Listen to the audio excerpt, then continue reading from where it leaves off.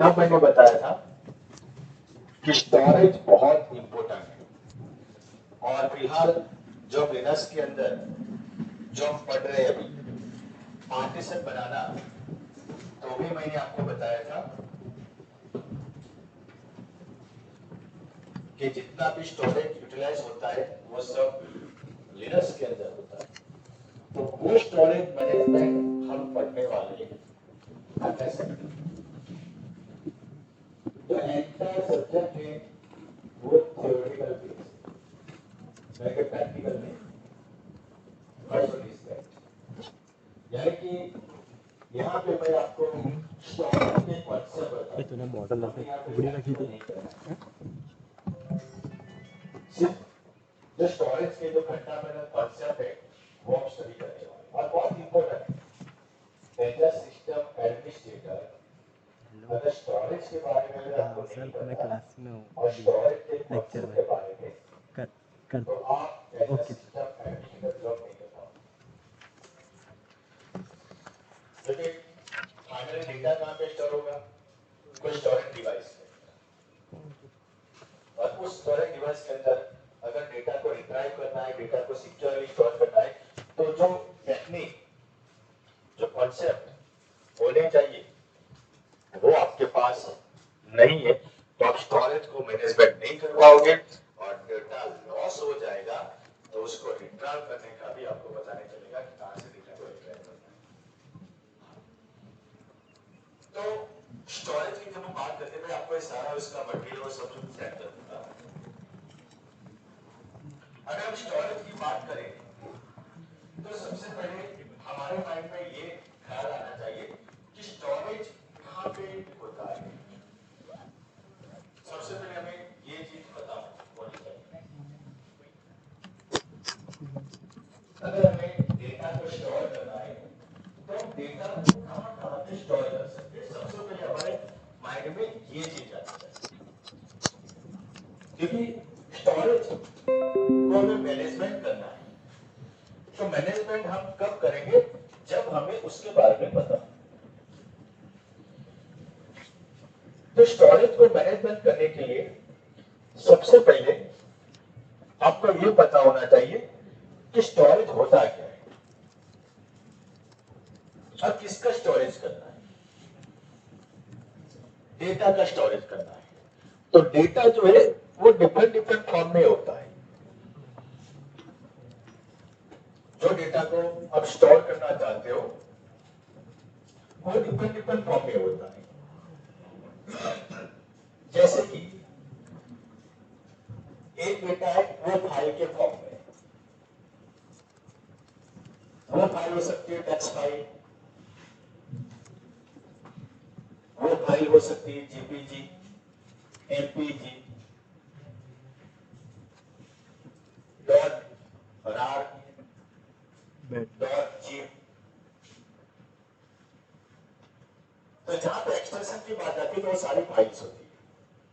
तो एक तो फाइल के रूप में होता है। दूसरा जो डेटा स्टोर होता है, यस आ जाओ, वो स्ट्रक्चर फॉर्म में होता है। दो टाइप का डेटा है, स्ट्रक्चर एंड अनस्ट्रक्चर। अभी जो मैंने आपको बात किया वो अनस्ट्रक्चर डेटा है। फाइल के अंदर आपने जो भी लिखा है वो अनस्ट्रक्चर है। लेकिन दूसरा होता है स्ट्रक्चर डेटा, जहां पे डेटा का प्रॉपर ऑर्गेनाइजेशन होता है, डेटा प्रॉपर फॉर्म में स्टोर होता है और उसके लिए यूज होता है डेटाबेस सर्वर जो आप पढ़ रहे हो। तो वो स्ट्रक्चर डेटा होता है, तो उसका भी स्टोरेज इंपोर्टेंट होता है। यानी कि स्ट्रक्चर और अनस्ट्रक्चर जो डेटा होता है उसको हमें स्टोर करना है। तो सबसे पहले स्टोर करने के लिए हमारे पास क्या होना चाहिए? तो हमारे पास होने चाहिए स्टोरेज डिवाइस। तो डेटा क्या है? लॉजिकल है। Each and every data is in logical form, ये चीज याद रखना है। फिजिकल नहीं होता है। तो जब हम डेटा स्टोर करते हैं हार्ड डिस्क के अंदर, समझो अभी मैं हार्ड डिस्क की बात कर रहा हूं, जब हम हार्ड डिस्क के अंदर डेटा को स्टोर करते हैं तो एक एक बाइट्स का इंपॉर्टेंस होता है। तो मैंने बीडीएस या फिर डोसा नहीं, बीडीएस के अंदर मैंने बताया था बीडीएस के अंदर शुरुआत के अंदर कि जब हम डेटा को स्टोर करते हैं हार्ड डिस्क के अंदर तो हार्ड डिस्क का स्पेस ऑक्युपाई होता है। तो बाइट के हिसाब से डेटा स्टोर होता है। तो जैसे मैं अगर कोई फाइल बनाता हूं और उसके अंदर अगर एक कैरेक्टर स्टोर करता हूं उस फाइल के अंदर और उस फाइल को मैं स्टोर करता हूं तो हार्ड डिस्क 1 बाइट यानी कि जो फाइल है, फाइल के अंदर जो डेटा है वो 1 बाइट का स्पेस ऑक्युपाई करता है। हम शुरुआत यहां से करेंगे। पहले कॉन्सेप्ट समझ लो, आज हमें सिर्फ कॉन्सेप्ट समझना है, फंडामेंटल ऑफ स्टोरेज मैनेजमेंट और डीप में। लेकिन सबसे पहले ये पढ़ लो कि हमें पढ़ना क्या है। तो जैसे मैं यहाँ पे फाइल बनाता हूं, सो मैं उसको भी बंद कर देता हूं। जैसे मैंने एक फाइल बनाया, नोटपैड का सिंपल, राइट। अभी उसका मैं कोई भी नाम दे देता हूं, मैं उसको सेव कर देता हूं डेस्कटॉप के ऊपर और नाम दे देता हूं डेटा। और अभी मैं इसको हार्ड डिस्क पे सेव कर रहा हूं, ये नोट है। तो डेटा नाम की ये फाइल आ गई, देखो ये फाइल। अभी ये फाइल को हमने कहां पे स्टोर किया? हार्ड डिस्क के अंदर। अब इस फाइल का साइज क्या है? वे बातें नहीं, अभी बातें नहीं, don't talk with each other, बातें करना तो बात करो। अभी ये फाइल ने हार्ड डिस्क के अंदर कितना स्पेस ऑक्युपाई किया है? तो संस्कारी का कहना है कि 0 बाइट। देख लेते हैं, राइट क्लिक करते हैं, प्रॉपर्टी में जाते हैं, यहाँ पे साइज देखो, साइज के अंदर 0 दिखा रहा है और साइज ऑन डिस्क दिखा रहा है 0। यानी कि हमने फाइल बना दिया लेकिन फाइल के अंदर कोई डेटा स्टोर नहीं है। हमने फाइल बना दिया लेकिन फाइल के अंदर कोई डेटा स्टोर नहीं है। अब इस फाइल के अंदर हम डेटा को स्टोर करते हैं, राइट। अब देखो इसका साइज क्या है? 0 byte, size on disk 0 byte. Location कहां पे? सी ड्राइव के अंदर, यूजर्स नाम के फोल्डर के अंदर, एडमिन नाम के फोल्डर के अंदर, डिजिटल नाम के फोल्डर के अंदर, a.txt नाम की ये फाइल, सॉरी data.txt नाम की फाइल। एक और टाइप पीरियड बताया, अभी इसके अंदर 0 बाइट्स, राइट, यानी कि इसके अंदर कोई डेटा नहीं है। अभी हम इसके अंदर कुछ डेटा एंटर करते हैं, ये मैंने आपको वीडियो के अंदर पढ़ाया था, बस वही रिवीजन करवा रहा हूं आपको, ऐसा कहूं तो भी गलत नहीं है। मैं यहाँ पे सिर्फ लिखता हूं ए, ओनली 1 कैरेक्टर।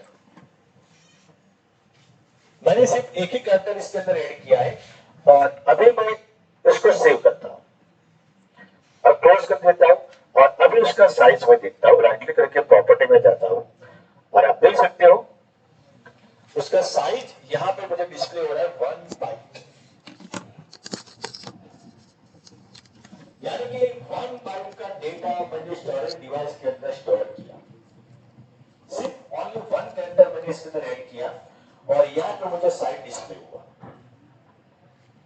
तो अगर हम देखें तो ये डेटा मैंने स्टोर किया, वो डेटा का लोकेशन कहां है? सबसे पहले आपको ये भी पता होना चाहिए डेटा का लोकेशन कहां है। तो अभी मैंने आपको बताया सी ड्राइव के अंदर, यूजर्स नाम के फोल्डर के अंदर, एडमिन नाम के फोल्डर के अंदर, डेस्कटॉप नाम का फोल्डर है और उसके अंदर data.txt नाम की फाइल, उसके अंदर ये डेटा पड़ा हुआ है। The first one is that. Second one is data store हुआ है, वो डेटा किस डिवाइस के अंदर स्टोर है?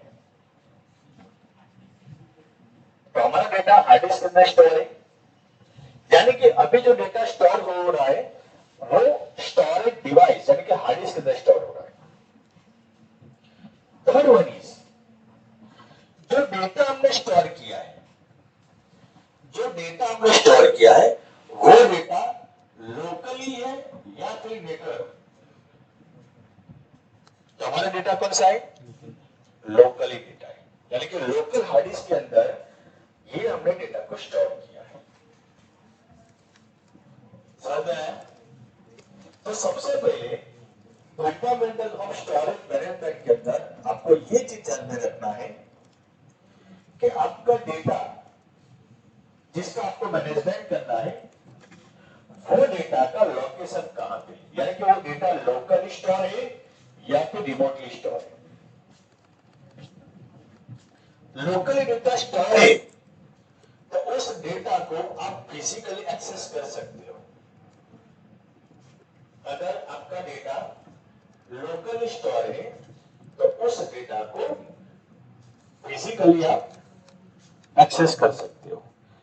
लेकिन अगर डेटा रिमोटली है, रिमोटली स्टोर है, तो उसको एक्सेस करने के लिए आपको डिफरेंट डिफरेंट टाइप की टेक्निक यूज करनी पड़ेगी। जैसे कि अगर हम कहें तो वन ड्राइव या फिर गूगल ड्राइव के अंदर आपका डेटा है, आपने वहां पे अपना डेटा स्टोर किया है, तो वो डेटा क्या रिमोटली डेटा है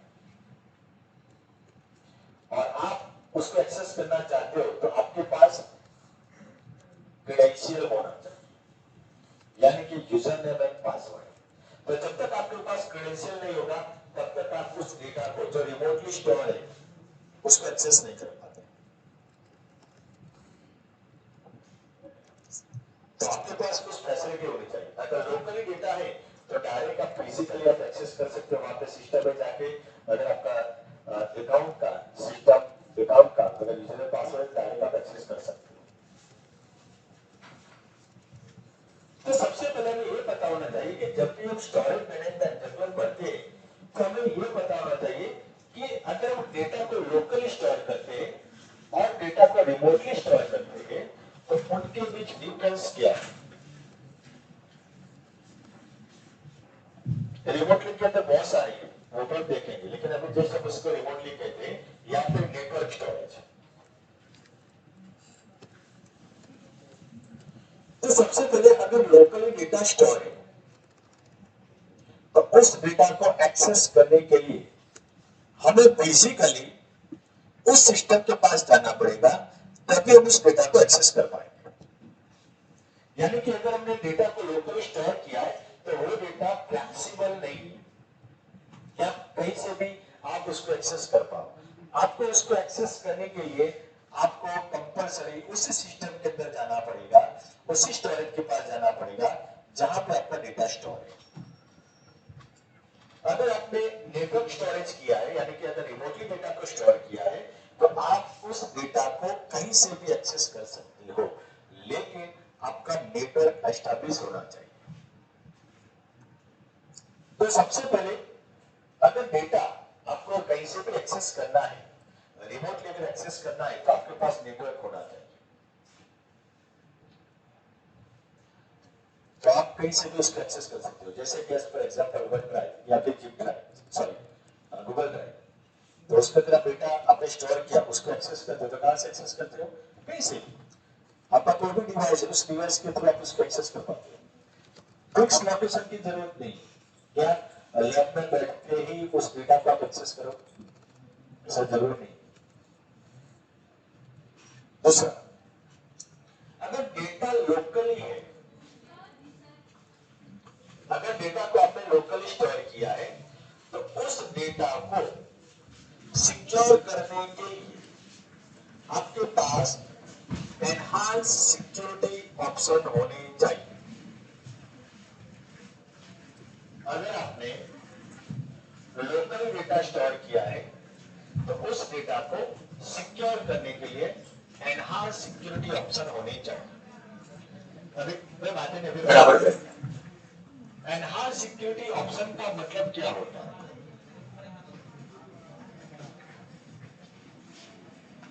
पहली बातें मत करो, जो लेटा है डॉट टॉप पे बैठ जाओ आराम से। एनहांस सिक्योरिटी ऑप्शन का मतलब ये होता है कि जैसे मेरा ये सिस्टम है जिसके अंदर मेरा डेटा पड़ा हुआ है, तो उस डेटा को अगर मुझे सिक्योर करना है तो सबसे पहले जिस सिस्टम के अंदर मैंने डेटा स्टोर किया है वो सिस्टम लॉक होना चाहिए। यानी कि जो कैबिनेट है वो कैबिनेट को आपको लॉक करना पड़ेगा। अगर किसी ने भी अगर उस कैबिनेट को ओपन कर दिया और उसमें से हार्ड डिस्क निकाल दिया तो आपका डेटा गया।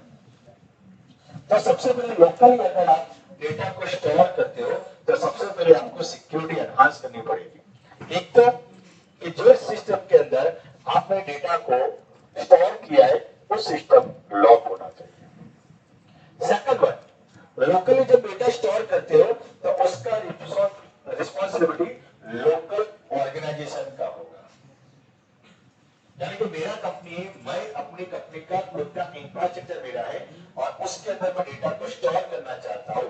अगर डेटा लॉस होता है, करप्ट होता है या फिर कोई हार्डवेयर डिवाइस अगर लॉस होता है या फिर कोई चोरी करके ले जाता है तो उसका पूरा रिस्पॉन्सिबिलिटी किसका होगा? ऑर्गेनाइजेशन का। तो इससे क्या होगा कि ऑर्गेनाइजेशन को मैन पावर की जरूरत पड़ेगी। ऑर्गेनाइजेशन में क्या जरूरत पड़ेगी? मैन पावर की, जो लोकली डेटा को मैनेज कर सके। और अगर डेटा लॉस हो गया या फिर कोई स्टोरेज डिवाइस अगर लॉस हो गया तो हो गया। तो शुरुआत में डेटा लॉस होने का चांसेस बहुत होते थे, डेटा चोरी होने का चांसेस बहुत होते थे। दूसरा ये था कि डेटा को एक्सेस करना होता था, फिजिकली डेटा को एक्सेस करना पड़ता था, क्योंकि उस जमाने में जो स्टोरेज डिवाइस होते थे वो सिर्फ लोकली कंप्यूटर्स थे। तो मैंने जब वीडियोस आपको पढ़ाया था तो उस टाइम या फिर किसी टाइम आई डोंट नो, उस टाइम मैंने फ्लॉपी डिस्क की बात किया था, फ्लॉपी डिस्क का मैंने बात किया था। और मैंने जब नेटवर्क आपको पढ़ाया था तब मैंने आरपानेट का बात किया था, मैंने हिस्ट्री बताया था आरपानेट का, याद है? तो आरपानेट जब नहीं था, यानी कि जब नेटवर्क नहीं था, तो उससे पहले क्या था कि डेटा जो था वो लोकली स्टोर होता था, राइट? और उस जमाने में जो डेटा होता था वो फ्लॉपी डिस्क के अंदर स्टोर होता था। एक जगह से दूसरी जगह अगर आपको डेटा को कट कॉपी पेस्ट करना है तो आपको दूसरे फ्लॉपी डिस्क की जरूरत पड़ती थी। तो एक पर्सन ने फ्लॉपी डिस्क लगाया सिस्टम के अंदर, डेटा को कट कॉपी पेस्ट किया, फिर वो फ्लॉपी डिस्क को लेके उन्हें किसी और सिस्टम के अंदर उसको लगाया, फिर वहां पे डेटा को कट कॉपी पेस्ट किया। तो उस कंडीशन के अंदर डेटा का चोरी का चांसेस 100% था। उस जमाने में डेटा का चोरी का चांसेस यानी डेटा थेफ्ट होने का चांसेस 100% था। और उसका कोई इन्वेस्टिगेशन भी अगर कोई करे तो वो पकड़ा नहीं जा सकता था, क्योंकि उसके कोई प्रूफ ही नहीं होते थे। मैंने पेन ड्राइव के अंदर कोई डेटा को मैंने कॉपी किया और कहीं पे मैं पेस्ट कर देता हूँ, फिर पेन ड्राइव को मैं तोड़ देता हूँ, तो मेरे पास क्या सबूत रहेगा? इवेंट तो होनी चाहिए या फिर कोई इंसिडेंट या फिर कोई ऐसा मतलब लॉग्स तो होना चाहिए कहीं पे स्टोर हो जाए जिससे हम आइडेंटिफाई करें। वहां पे ऐसा कुछ था ही। तो जब स्टोरेज की बात आती है तो स्टोरेज की बात वहीं से आती है। जब हम स्टोरेज की बात करते हैं तो स्टोरेज की बात कहां से आती है? वहीं से, प्रॉपर्टी से। तो सबसे पहला जो डेटा होता था वो स्टोर होता था लोकल।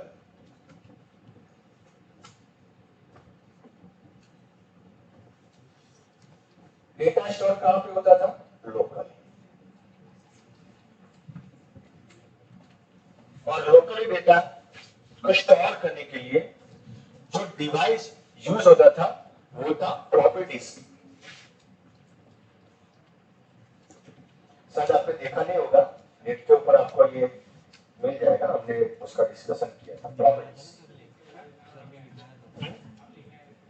मैंने बताया था प्रॉपर्टीज, मैंने बताया था वो बड़ी वाली काली कलर की, काली कलर, ठीक है। 5.25 वो इंच की, एमपी नहीं है, नहीं वो उसका स्टोरेज, हाँ वो मैंने बताया था नहीं, वो प्रॉपर्टीज,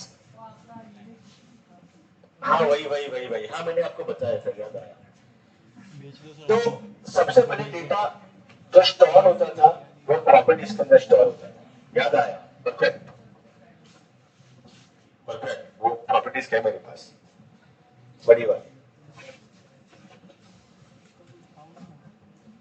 तो प्रॉपर्टीज के अंदर डेटा जो स्टोर होता है उसको हम लोकली स्टोरेज कहते हैं, जो अभी मैंने आपसे डिस्कशन किया।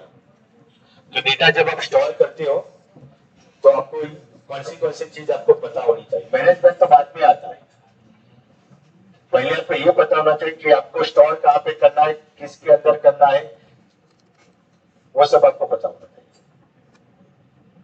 तो अभी प्रॉपर्टीज का डिसएडवांटेज क्या था? आपने डेटा को स्टोर किया उसके अंदर, अभी उसका डिसएडवांटेज क्या? द फर्स्ट वन इज उसका स्टोरेज कैपेसिटी बहुत कम था। हर एक स्टोरेज डिवाइस का स्टोरेज कैपेसिटी होता है, यस। तो सबसे पहले तो इसका स्टोरेज कैपेसिटी बहुत कम था। सेकंड वन, ये प्रॉपर्टीज मैग्नेट से बनी हुई होती है, मैग्नेटिक टैप, मैग्नेट नहीं, मैग्नेटिक टैप से बनी। अगर मान लो कि उस प्रॉपर्टीज को अगर आप सलाइन में रखोगे तो उसके अंदर से डेटा लॉस होने का चांसेस था। देखिए पहले जो प्रॉपर्टीज थे उसके अंदर शटर नहीं थे, मैंने प्रॉपर्टीज आपको बताया था उसके अंदर शटर नहीं था, आपने देखा होगा वो एकदम, हाँ वो शटर नहीं था, हाँ शटर था नहीं था, देखना पड़ेगा मुझे, शायद उसमें नहीं था, वो देखना पड़ेगा मुझे, ये भी अभी क्वेश्चन बात है कि उसके अंदर शायद तो नहीं था शटर, नहीं शटर नहीं था, शटर नहीं था उसके अंदर। तो उससे क्या होगा कि अगर आपको उसको एक जगह से दूसरी जगह ले जाना है तो आपको उसको प्रोटेक्ट करके ले जाना पड़ेगा कि इसके ऊपर सनलाइट अट्रैक्ट ना हो। थर्ड वन, कि अगर आप डेटा को कॉपी करते हो, कट करते हो, पेस्ट करते हो, कुछ भी करते हो तो आपके पास सेकेंडरी प्रॉपर्टीज अवेलेबल होनी चाहिए, नहीं कि दूसरा प्रॉपर्टीज होना चाहिए, और तभी आप उसके अंदर डेटा को कॉपी पेस्ट कर सकते हैं। तो अभी जैसे जैसे यूजर का काम एक्सपांड हुआ, नए नए प्रोग्राम एक्सपांड हुआ, यूजर को डेटा की रिक्वायरमेंट और उसको स्टोरेज रिक्वायरमेंट ज्यादा होने लगी, तब प्रॉपर्टीज के अंदर डेटा स्टोर करना मुश्किल हो गया क्योंकि उसके पास लिमिटेड स्पेस अवेलेबल थी डेटा को स्टोर करने के लिए। तो उसके बाद जो नया स्टोरेज डिवाइस आया, कौन सा आया? CD DVD. इससे पहले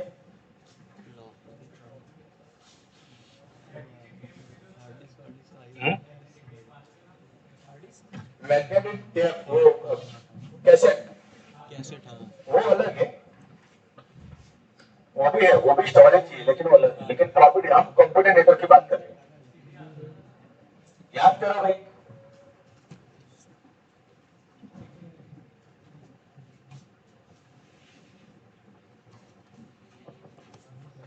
मैं यहां पे लिखता हूं ड्राइव,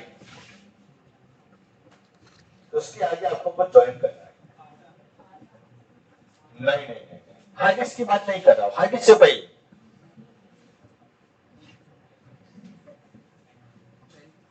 पेन ड्राइव,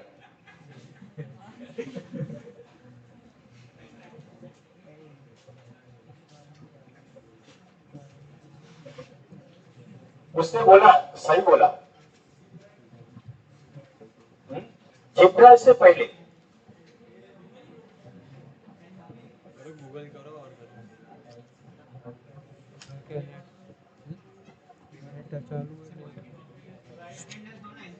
हाँ मैंने दिया, भेज दिया भाई, आगे भेज दो यार।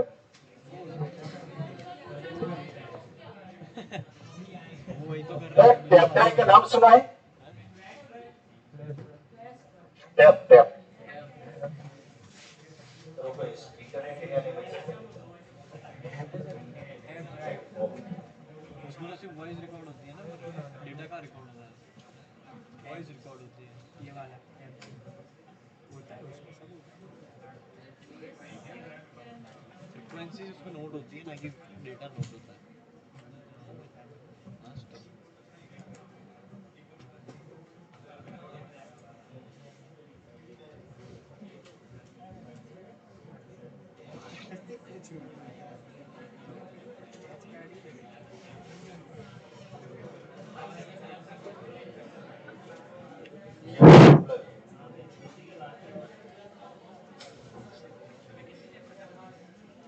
देवा सर क्या हेल्प करते हैं?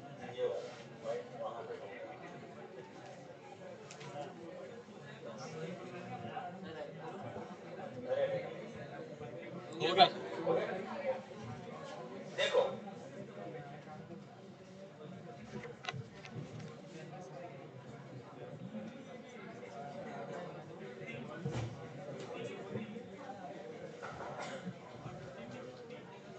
टैप ड्राइव ये रहा, राइट। देवा ये शायद आपने देखा नहीं होगा, ये बहुत पुराना स्टोरेज डिवाइस। ये वाला था प्रॉपर्टीज के बाद इसके अंदर डेटा स्टोर होता था, जो जिसका स्टोरेज कैपेसिटी ज्यादा था।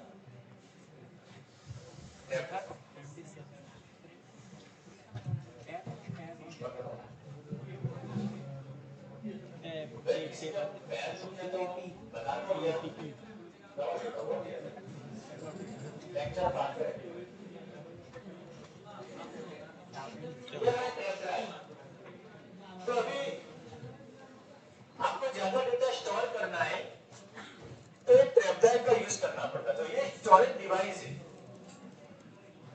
तो उससे कैसेट बोला ना, तो वो कैसेट के अंदर सॉन्ग स्टोर होते थे, लेकिन जो टैप ड्राइव है उसके अंदर डेटा स्टोर होता था।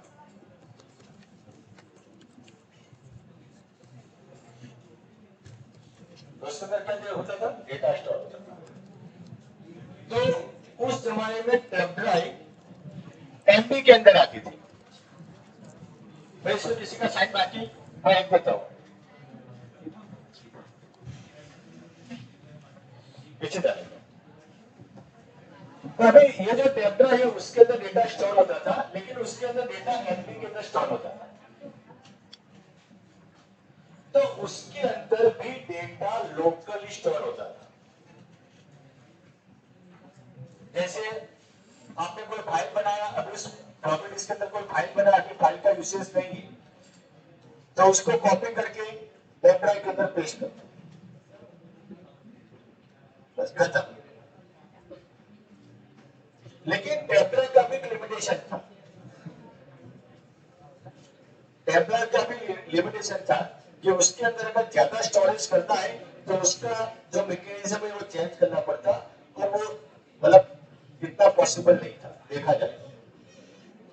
तो टेम्परा के बाद जो नया डिवाइस आया वो आया जिप ड्राइव। मतलब दोनों सेम ही है, राइट? जिप ड्राइव तो टेप ड्राइव और फिर आया जिप ड्राइव।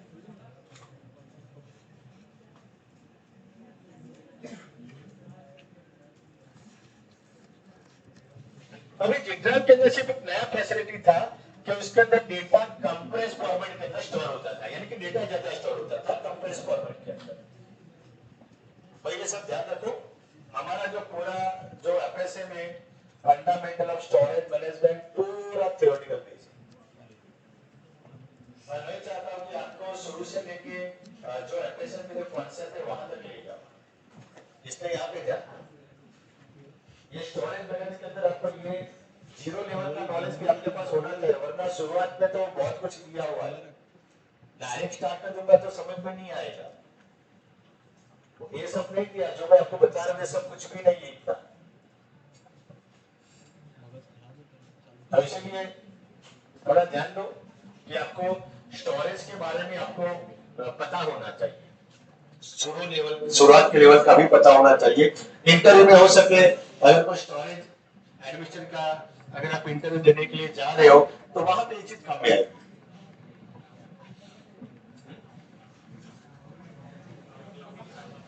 हाँ, ये सब होता है।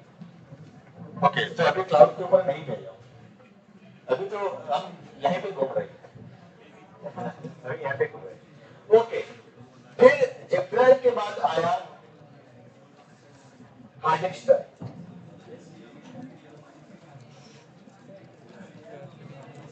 सुनो भाई, देखिए जेप्राइल का भी एक लिमिटेशन था, एक कैपेसिटी था, तो जेप्राइल के बाद आया हार्डिक्स ड्राइव। तो हार्डिक्स ड्राइव के अंदर डेटा जो है वो अभी ज्यादा स्टोर होने लगा।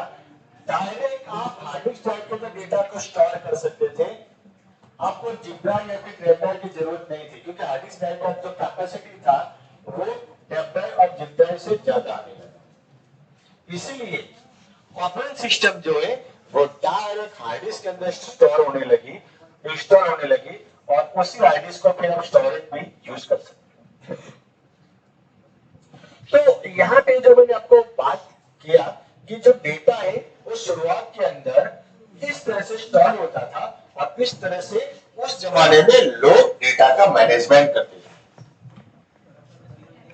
अभी डेटा को स्टोर करना है, अभी हम लोकली बात कर रहे हैं, चाहे प्रॉपर्टीज के अंदर आप स्टोर करो या फिर टेप ड्राइव के अंदर या फिर जिप ड्राइव के अंदर या फिर हार्ड डिस्क ड्राइव के अंदर, तो डेटा स्टोर कैसे होता है, अभी बात हम यही कर रहे हैं, हाउ टू स्टोर डेटा। मुझे प्रॉपर्टीज के अंदर डेटा स्टोर करना है, मुझे टेप ड्राइव के अंदर डेटा स्टोर करना है, जिप ड्राइव के अंदर, हार्ड डिस्क के अंदर मुझे डेटा स्टोर करना है। तो डेटा कैसे स्टोर होगा, कौन बताएगा?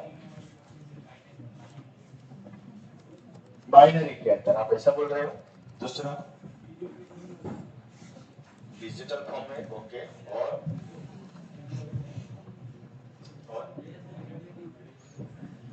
ये ऐसे चालू होता है क्या, या फिर मैं ऐसे करता हूँ? ये बंद है सब। हाँ, ये ऐसा है फिर तो यहाँ पे क्या गर्मी लग रही है ना, वो तो मैंने, चलो बंद कर दो उसको, वो तो मैंने इसलिए यहाँ पे बहुत सारा सपोर्टेशन यहाँ पे हो रहा था इसलिए मैंने बंद किया। ये बंद हुआ है, कोई बात नहीं, चलो अभी जाने दो। एसी तो चल रहा, एक तो चल रहा, ये वाला चल रहा है, वो वाला चल रहा है, रिमोट दोनों चल रहे, दो चल रहे हैं, तीन चल रहे हैं, बात करता रहा है, ये चल रहा है, बंद हो गया ऐसा जो भी। तो अभी बात करते हैं कि हार्ड डिस्क के अंदर, प्रॉपर्टीज के अंदर या फिर कोई भी तरह के अंदर डेटा स्टोर करना, तो डेटा स्टोर कैसे होगा।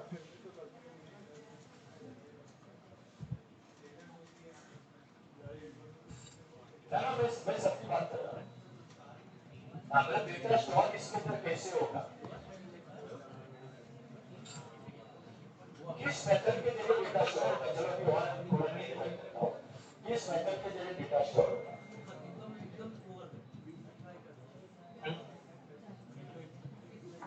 किस मेथड के जरिए डेटा स्टोर होगा,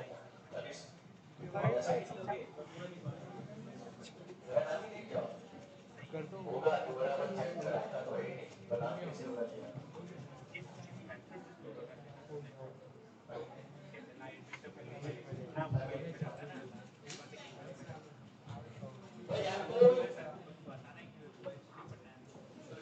टेम्परेचर तो लाभ करूंगा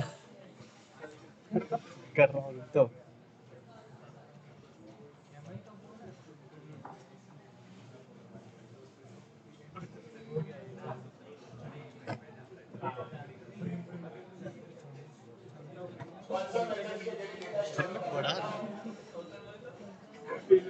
डेटा स्टोर कैसे होगा, ये तो पता होना सब हम पढ़ चुके हैं, रिवीजन करवाना है ये सब।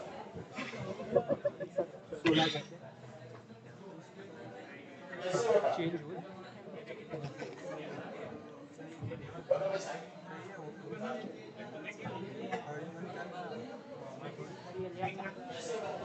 17 16 17 पे डालता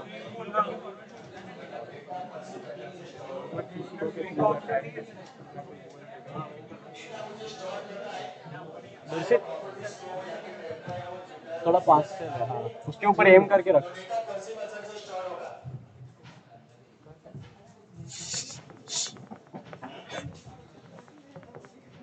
नहीं, थोड़ा नजदीक हो। यस, बाइनरी क्या था सर? कर्सिव मेथड से स्टोर होगा फाइल सिस्टम। हाय हुआ क्या? File system is a method, याद आया? तो फाइल सिस्टम क्या एक मेथड है जो स्टोरेज डिवाइस के अंदर डेटा को स्टोर करती है। और ये कौन यूज करता है? Operating system. तो file system is a method used by an operating system to store data into the storage devices. File system is a method used by an operating system to store data into storage devices. तो storage device के अंदर अगर आपको data को store करना है तो उसके लिए एक मेथड चाहिए, उस मेथड को कहा जाता है फाइल सिस्टम। तो चाहे आपका डेटा लोकली स्टोर हो या फिर रिमोटली स्टोर हो या फिर नेटवर्क स्टोरेज हो, तो आपको फाइल सिस्टम चाहिए चाहिए। विदाउट फाइल सिस्टम आप डेटा को कैसे स्टोर करोगे? तो जब आपको पता है कि ये स्टोरेज डिवाइस है तो उसके अंदर डेटा को स्टोर करना है, तो आपके पास क्या होना चाहिए? File system, right? तो उसके अंदर डिपेंड अपॉन ऑपरेटिंग सिस्टम, जैसे मान लो कि विंडोज ऑपरेटिंग सिस्टम है जो आप यूज कर रहे हो, तो उसके अंदर फ्लैट बहुत सारी है, flat 32 and anti address. Flat 32 and anti address, ये फाइल सिस्टम है हम यूज करते हैं और इसका हमने डिटेल में पढ़ा हुआ है।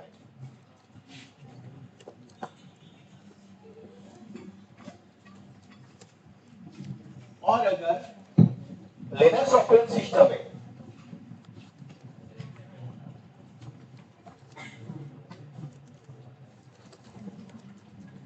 अगर लिनक्स ऑपरेटिंग सिस्टम है तो ext2 ext3 बहुत सारी है, ext4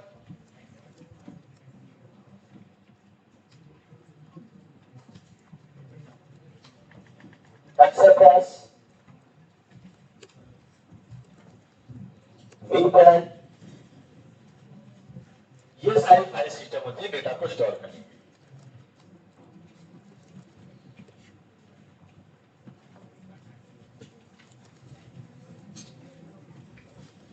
एक्सटेंडेड फाइल सिस्टम,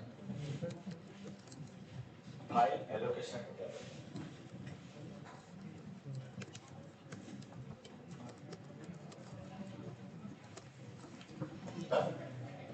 देखिए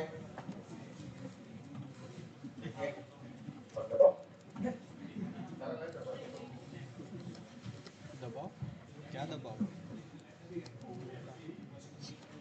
देखिए अभी यहाँ तक आपको समझ में आ गया? देखो आपको स्टोरेज के अंदर ये सब चीज जानना जरूरी है। एंटायर सब्जेक्ट थ्योरेटिकल है, कोई प्रैक्टिकल नहीं है, इसलिए याद रखना कि जो फंडामेंटल कॉन्सेप्ट है स्टोरेज के वो आपको पता होना चाहिए रिजेक्ट करने पड़ना। और कुछ नहीं। प्रैक्टिकली तो जब स्टोरेज का आप अलग से करोगे तभी उसके अंदर बहुत सारी मेथड होती है डेटा को कैसे स्टोर करना है, लेकिन जनरली अभी हमने यहाँ तक पढ़ा है। So depend upon operating system, we can use file system to store data into the storage devices. Right? तो ऑपरेटिंग सिस्टम अगर आप विंडोज यूज करते हो तो कैट बकेट एनटीएफएस और लिनक्स यूज करते हो तो एक्स2 3 और एक्सएफएस एंड बीप्लेट। क्लियर? ओके, तो उसके जरिए जो भी आप डेटा स्टोर करोगे तो वो सब डेटा लोकल स्टोर होगा। हार्ड डिस्क के अंदर आप क्या करते हो, पार्टीशन बनाते हो और पार्टीशन बनाने के बाद आप उस पार्टीशन के ऊपर फाइल सिस्टम अप्लाई करते हो और फिर डेटा स्टोर होता है। ये विंडोज की हम बात कर रहे हैं और लिनक्स की बात कर रहे हैं। तो अगर आपको डेटा को स्टोर करना है, राइट, तो आपके पास सबसे पहले क्या नॉलेज होना चाहिए? तो जब भी आप डेटा को स्टोर करते हो तो आपको ट्रैक एंड सेक्टर के बारे में आपको पता होना चाहिए।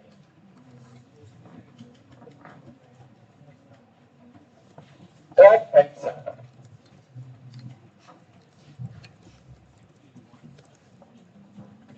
ये अभी हम लिनक्स पढ़ रहे हैं, उसके अंदर सेक्टर आते हैं ना, क्यों आते हैं? उसका रीजन है, उसका रीजन है कि जब डेटा को आप स्टोर करते हो तो आपको ट्रैक सेक्टर के बारे में पता होना चाहिए। अभी मैंने क्लस्टर की बात नहीं की,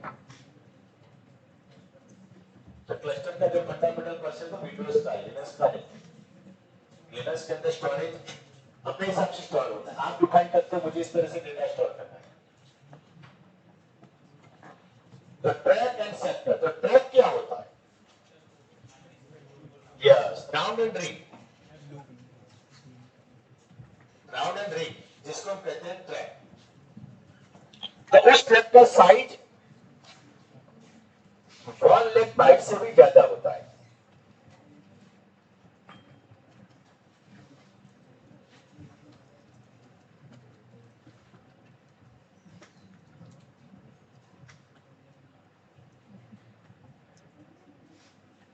राइट, तो देखो ये जो राउंड एंड रिंग है उसको आप कहेंगे ट्रैक, राइट। ये जो और फिर उसके अंदर उस ट्रैक को जब हम डिवाइड करते हैं तो उसको हम कहेंगे सेक्टर, क्योंकि ट्रैक का साइज बहुत ज्यादा होता है तो उसको हम डिवाइड करते हैं सेक्टर के अंदर, राइट। ये सब अगर देखा जाए तो रिवीजन है, राइट। देखो ये ट्रैक पे उसको डिवाइड कर दिया सेक्टर के अंदर, ट्रैक एंड सेक्टर। देखो ओल्डर हार्ड ड्राइव, पुराने हार्ड ड्राइव के अंदर ऐसा होता था और नई हार्ड डिस्क के अंदर कुछ इस तरह से है, यानी कि ट्रैक ज्यादा आने लगे। पुराने हार्ड डिस्क के अंदर ट्रैक भी कम थे और सेक्टर भी कम थे, और नई हार्ड डिस्क के अंदर ट्रैक ज्यादा आने लगे और इस हिसाब से सेक्टर भी ज्यादा आने लगे। तो ट्रैक और सेक्टर का मतलब क्या होता है, यहाँ पे लिखा है देखो, each platter of hard disk is divided into a number of concentric tracks. Each track is divided into a number of sectors, each which can store the same amount of data.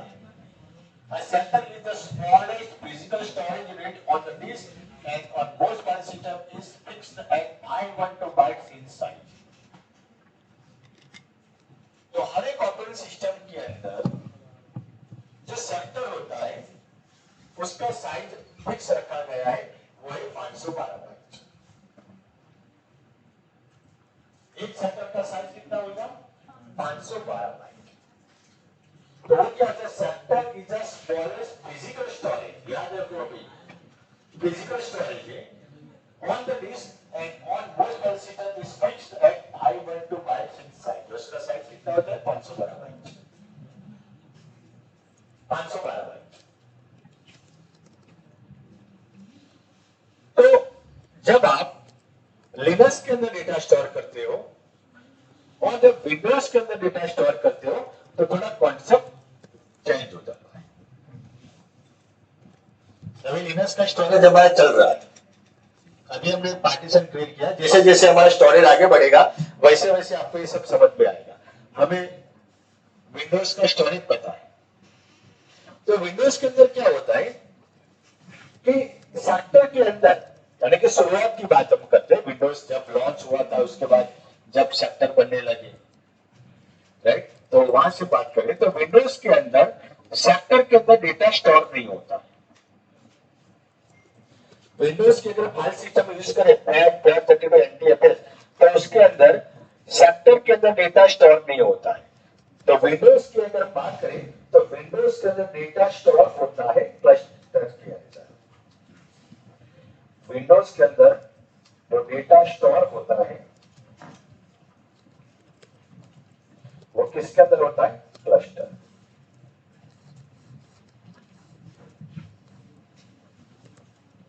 Cluster के अंदर data store होता है।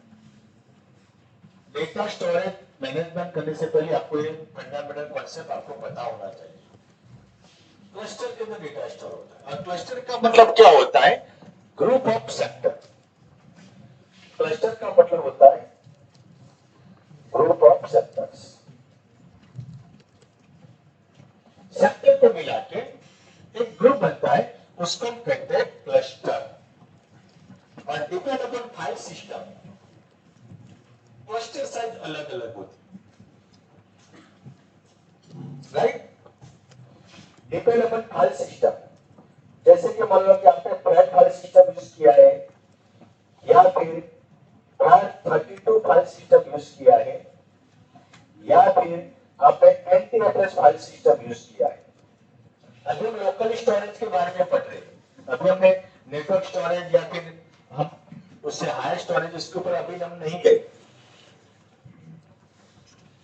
तो depend upon file system, pad 32 या फिर NTFS, अगर आपका file system है तो उसके अंदर जो क्लस्टर का साइज होता है वो फिक्स होता है और इसी हिसाब से डेटा स्टोर होता है। तो जैसे मान लो कि पैड फाइल सिस्टम यूज करते हैं तो क्लस्टर का साइज कितना होगा, कौन बताएगा? पैड 32 अगर हम यूज करते हैं और NTFS यूज करते हैं तो डिफॉल्ट क्लस्टर का साइज क्या होगा? क्लस्टर का मतलब होता है ग्रुप ऑफ सेक्टर।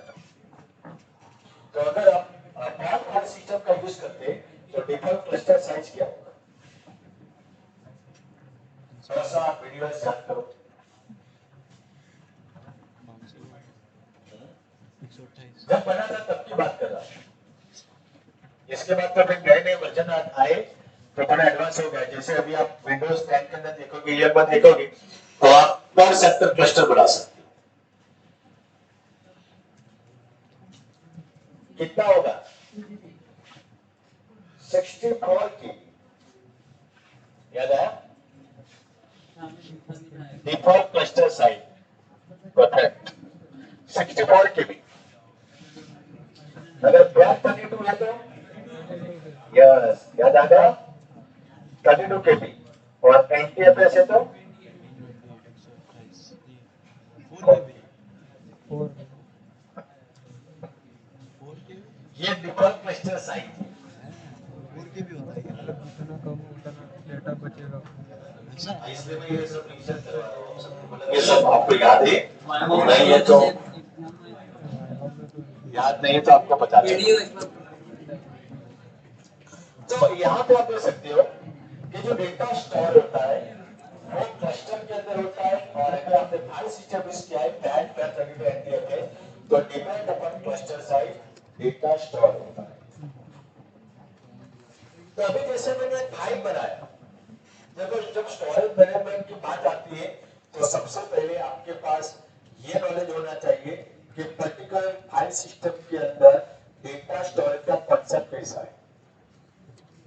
तो फाइल सिस्टम का नॉलेज आपके पास होना चाहिए, क्योंकि डिवाइस तो बहुत सारे, टेक्नोलॉजी बहुत सारी है, लेकिन आपको ये फंडामेंटल कॉन्सेप्ट आपको पता होना चाहिए।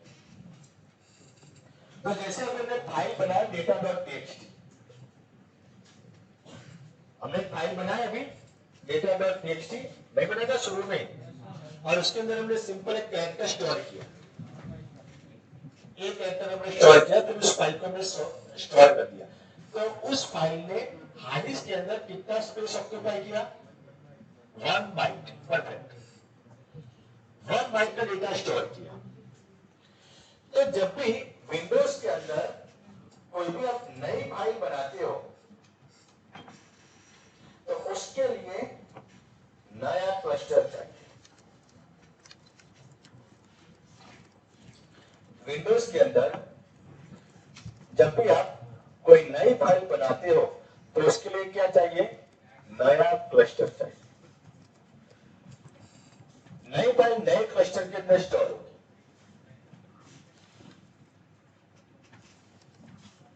तो जैसे अगर हम बात करें कि हमने data.txt नाम की नई जो फाइल बनाई उसका साइज मान लो कि 1 KB हो गया। हमने उसके अंदर इतना डेटा स्टोर किया कि उसका साइज 1 KB हो गया। एक घंटे स्टोर किया, दूसरा किया, तीसरा किया, ऐसे करते करते बहुत सारा डेटा स्टोर किया तो उसका साइज कितना हुआ? 1 KB।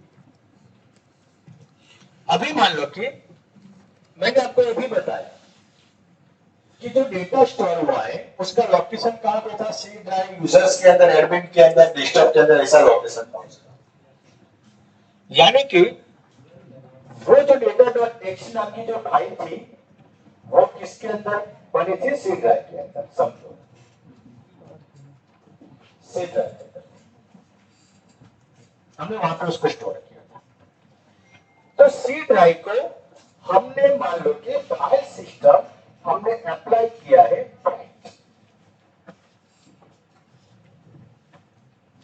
As for example C drive को हमने फाइल सिस्टम में अप्लाई किया है। क्या फाइल सिस्टम है सी ड्राइव को?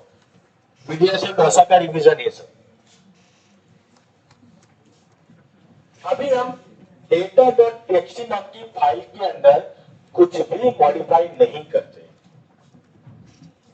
हमने जो 1 KB का जो डेटा स्टोर किया है वही रखते हैं और इस फाइल के अंदर हम कुछ भी मॉडिफाई नहीं करते।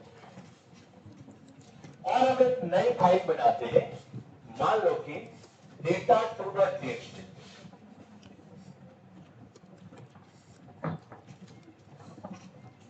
data2.txt, right? और उसके अंदर भी वो भी सी ड्राइव के अंदर ही हमने बनाई है और उसके अंदर भी हमने 1 KB का डेटा स्टोर किया।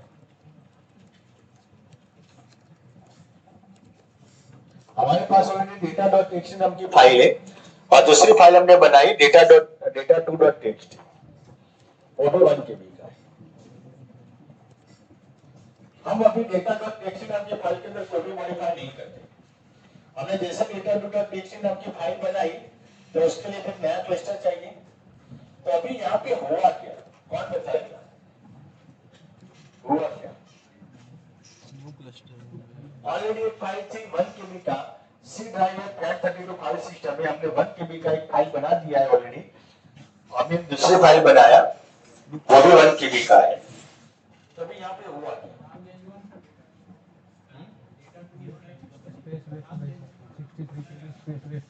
परफेक्ट। 63 KB जो हमारा स्पेस है वो वेस्ट है क्योंकि 1 KB में डेटा स्टोर किया है। तो मैंने क्या बोला कि नई फाइल नए क्लस्टर के अंदर स्टोर होगी। 1 KB हमारा डेटा स्टोर हो गया तो 63 KB तो वेस्ट होगा क्योंकि वो हम यूटिलाइज नहीं कर रहे। और हमने दूसरा फाइल बना दिया data2.txt, वो भी 1 KB का। फिर हम इसके अंदर कोई भी चेंज नहीं करें क्योंकि हर एक फाइल एक नए क्लस्टर के अंदर स्टोर होती है और नया क्लस्टर 64 KB का है। तो इस तरह से आप ऐसे फाइल बनाते जाओगे तो आपका डेटा क्या होगा? लॉस होगा, वेस्ट होगा। लॉस नहीं, वेस्ट होगा ना, स्टोरेज वेस्ट होगा। मिस्टेक, स्टोरेज वेस्ट होगा। और ऐसा स्टोरेज मैनेजमेंट ये आपके लिए बहुत खतरनाक चीज है। आपके पास बहुत सारे पैसे, आप बीपीएल हो, आई नो दैट, तो आप क्या करते हो? उड़ाते हो, राइट? क्योंकि बीपीएल हो। लेकिन जब बीपीएल हो जाते हो तब पता चलता है यार पापा के तो पास बहुत सारे पैसे थे, हमने तो पूरा उड़ा दिए। समझ में आया? हमने तो पूरा उनका जलसा किया। चलो कहाँ पे जा रहे हैं? अरे चलो तो पार्टी करते हैं। कहाँ पे जाते? डोसा खाने के लिए जाते हैं। ओके चलो। अरे बिल मैं चुका था, टेंशन क्यों लेते हो भाई? हूँ ना, राव जमाने के लिए तो बहुत कुछ कर दिया हमने भाई। बिल चुका था। कहाँ कमाने जाना है? पापा को बोलेंगे पापा 2,000 ट्रांसफर कर दो ना। पापा बोलेंगे भी नहीं क्यों करना है, क्या कर दिया, कोई नहीं पार्टी। तो ऐसे करते करते जितने पैसे थे वो सब उड़ा दिए। फिर पता चला यार अभी तो पापा खाली हो गए, अभी क्या करें? तब जाके आपको फिर से आपके पैसे मैनेज करने पड़ेंगे, क्योंकि पापा के तो पैसे है ही नहीं जिसको मैनेज करने के लिए आप थे, लेकिन आपने तो उसको उड़ा दिया। तो आपके पैसे आपको मैनेज करने में बहुत तकलीफ होगी, क्योंकि जो जलसे आपने किए वो भी नहीं कर पाएंगे।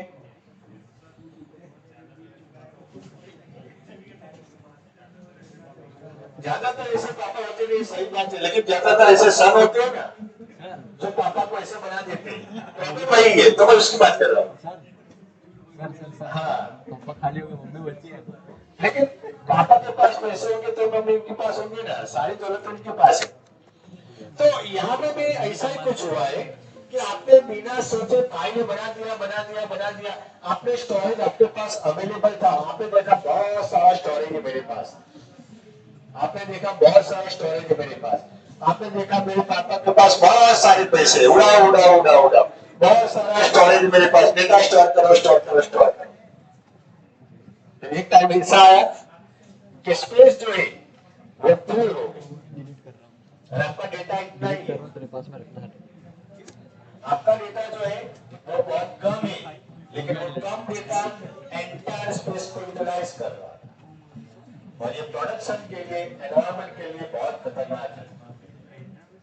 तो as a storage administrator, as a storage management, आपका सबसे पहला काम ये होना चाहिए कि जब भी आप डेटा को स्टोर करते हो तो डेटा जो स्टोर होता है, जो लॉजिकल फॉर्म में होता है, और जो डेटा जो स्टोर होता है स्टोरेज डिवाइस के अंदर, उसका हर एक स्पेस का इंपॉर्टेंस आपको पता होना चाहिए।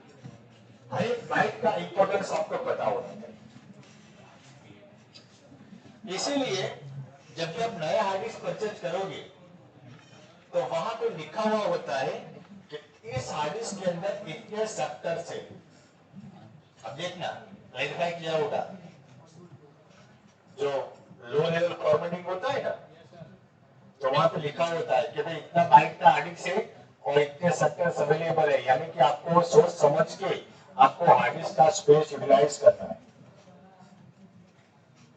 तो सबसे पहले आपका ध्यान यही होना चाहिए कि जब भी आप स्टोरेज को मैनेजमेंट कर रहे हो तो डेटा जब आप स्टोर कर रहे हो तो स्पेस वेस्ट नहीं होना चाहिए। The first one is that. But sir, अगर डेटा अगर मान लो बहुत सारा है, जैसे लाइक आपने बोला 1 बाइट आपने एक सेक्टर में करा 32 का है, 31 में वेस्ट हो गया, और अगर आपके पास बहुत बड़ा डेटा है तो फिर उस केस में क्या होता है? लाइक मेरे पास बहुत एमबीज का डेटा, मान लो एक बार मेरे पास 10 एमबी का है, 10 एमबी की पेन ड्राइव है, उसमें मेरे पास 9 एमबी का डेटा है, तो उसमें क्या सीनरी होगा? इसमें क्लस्टर साइज और इसमें क्या सीनरी होगा? अगर मान लो कि डेटा आपका बढ़ता है तो फिर क्या होगा कि यहाँ पे 64 केबी का क्लस्टर है, कॉपी का हो गया, फिर दूसरा क्लस्टर मिलेगा, फिर तीसरा होगा, फिर चौथा होगा, फिर पांचवा होगा, फिर छठा होगा। ऐसे करते करते 1 एमबी का 10 एमबी का डेटा स्टोर होगा। बड़ा है, ठीक है, समझ गया। इस तरह से। समझ, बट जब मान लो कि जो 10 है, 9 एमबी हो गया जिसमें, बट जो 9 एमबी वाला जो क्लस्टर है वो आधा ही बड़ा है, उसके बाद में नया बनाएंगे, उधर उसमें क्या होगा? नया क्लस्टर तो वो नए फाइल मतलब नए क्लस्टर वो स्पेयर में रहेगा। जब आप नया डेटा स्टोर करोगे तो वक्त पे लगेगा, वरना नहीं होगा। समझ ला। अगर कंप्रेस्ड फॉर्म में रखे, अगर मैं तो जी टी एफ अभी कंप्रेस्ड फॉर्म में रार में देता है ना तो 2 मिनट में आ जाती है, 140 एम बी पी एस में। तो 31 एम बी पी एस इसलिए हो रही थी कि एक एक फाइल आ रही थी। चलेगी ना, ना समजलं मला कळलं, समजलं, सही बोला ना. ऍक्च्युली आमची मराठी आवडत तो अगर पुराने के रिसर्च पता मत तभी आपको नया समझ में आएगा ना। तो अभी आपने बोला जैसे एक लेवल अच्छा है तो अच्छा ही है, मैंने कहा बोला है क्योंकि इसमें तो डेटा लॉस हो रहा है। तो अगर आप बिना सोचे ऐसे करोगे तो आप as a storage manage admission नहीं कहलाओगे ना। तो अभी तो हमारा सब्जेक्ट को ऐसा है FSM fundamental of storage management, तो मैनेजमेंट करना है। तो पहले मैं ये नहीं पता तो क्या खाद मैनेजमेंट करेंगे, समझ गया। तो मैं मेरा पहला लेक्चर ये कॉन्सेप्ट समझाना कि हम क्या करने वाले हैं, हमें क्या मैनेज करना है। बाकी तो टेक्निक्स तो बहुत सारी है जिसका आप यूज कर सकते हो, लेकिन सबसे पहले हमारा ये कि भाई हमारा स्टोरेज वेस्ट नहीं होना चाहिए।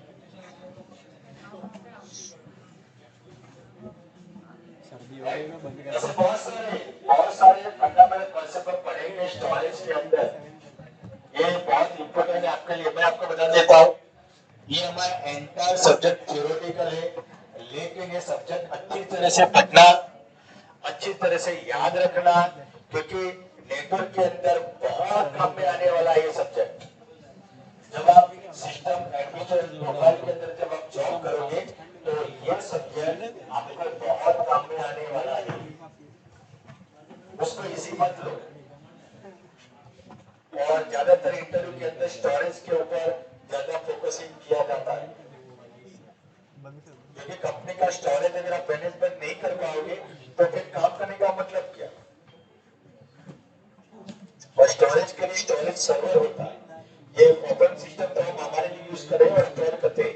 स्टोरेज के लिए डिफरेंट डिफरेंट टाइप के स्टोरेज सर्वर होते हैं जिसका प्राइस लाखों में होता है।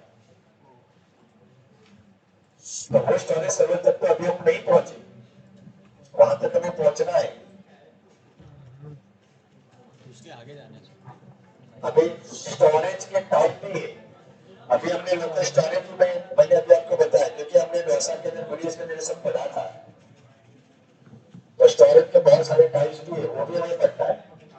नेटवर्क स्टोरेज होता है, ये तो अभी जो मैं बता रहा हूँ वो तो लोकल स्टोरेज है, जो लोकल या आप हर रोज यूज करते हो डेटा को स्टोर करने के लिए। तो इसलिए सबसे पहले लोकल स्टोरेज आपको पता होना चाहिए, फिर नेटवर्क स्टोरेज पता चलेगा, फिर आप रिमोट स्टोरेज क्लाउड वो सब कुछ पता चलेगा। जैसे बहुत सारे स्टूडेंट है वो अभी भी FAT32 से पेन ड्राइव को फॉर्मेट करते हैं।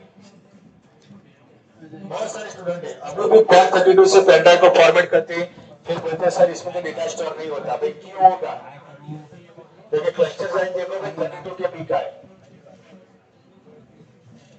और आपके पेन ड्राइव के अंदर जितनी फाइल्स है उसने सारे क्लस्टर को ऑक्यूपाई कर दिए, क्लस्टर बचा ही नहीं नई फाइल के लिए, तो कहां से स्टोर करेगा।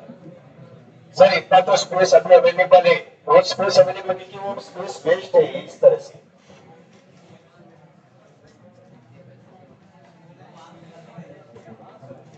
समझ आया। संस्कारी विनय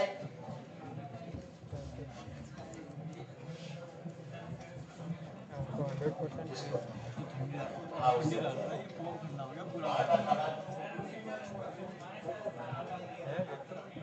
क्या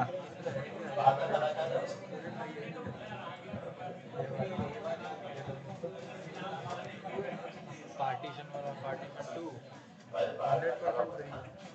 हाँ तो यूज कर भाई सबको समझ में आ गया इतना। हेल्दी पार्टीशन कोई क्वेश्चन पे डाउट राइट। तो स्टोरेज का जो भी बुक है मैं आपको शेयर कर दूंगा, और जब हमारा नेक्स्ट सेशन होगा तो फर्स्ट चैप्टर से हम स्टार्ट करेंगे। ये उसी टाइप का इंट्रोडक्शन था स्टोरेज। बहुत सही समझ में आ गया भाई। ओके चलो 15 मिनट ब्रेक ले लो, 1 बजे आपका लेक्चर है ना वापस। ओके तो ब्रेक ले लो 15 मिनट। अरे सर ये पूछ रहा था अभी तो अपने क्लस्टर देखा वो तो हार्ड डिस्क में था मतलब रिंग में और उसके क्लस्टर थे पेनड्राइव में कैसा होता है बट सर उसमें तो चिप होती है चिप होती है, लेकिन वो मैकेनिज्म उसी तरह से होता है, उसी तरह से वो समझाते हैं, वो तो क्या फिगर उन्होंने समझा के ऐसा होता है, लेकिन एक्चुअली उसके अंदर वो जो बाइट्स होता है उसी तरह से वो डिवाइड होता है, जो बिट्स होता है ना उसी तरह से डिवाइड होता है। हाँ टेक्नोलॉजी तो आगे बढ़ गई अपने पीछे रह गए शायद जा